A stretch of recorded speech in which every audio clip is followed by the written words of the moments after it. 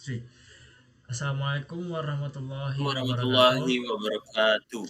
Hello, my name is Ivan Darmansyah with NIM 441230110 and my friend. And my name is Safarizi with name 4412301015. And in this conversation, we will be talking about health. So this is our conversation. Have you got a relation you are particularly fond of? Yes, my granddad. He 94 years old, but generally he as fit as a fiddle. We're we are very close and see each other a lot. Whenever he goes down with a cold or is under the weather, I make a point of visiting him. Okay, do you do any sport? Yes, I'm keen on skateboarding, but I have not done it for a while. I had a bad fall recently and pulled a muscle and had a few cuts and bruises. But I'm on the mend and hope to be doing it again soon. Okay, is there anything you are particularly afraid of? The dentist, I had going to the dentist. I only ever go if I have a tooth. So it's usually means I have to have a filling or even have a tooth out. I really don't like it. Okay, so this is the part 2 style talks, and I will read the text. This is a tricky one, really, as I'm usually quite healthy. I've never been seriously ill. Like everyone else, I sometimes get a few aches and pains or catch a cold.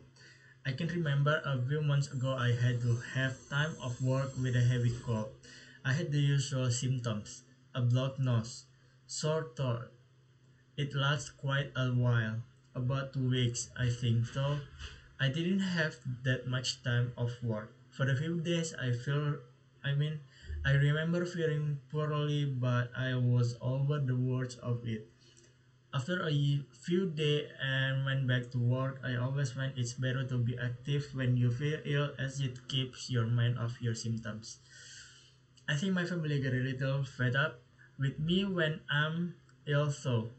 I tend to feel sorry for myself and lie on the sofa all day as if I'm at death's door. But as I said earlier, on this occasion it was nothing serious and didn't really cause me any problems. So this is the part 3 style questions. What costs are involved when you are ill in your country? Well, people have to pay prescription charge, which can be quite expensive, but fortunately, general healthcare is free unless you want to go private, of course, and then you can pay a fortune for your treatment. Okay, in your experience, are people too quick to take time off work when they are ill?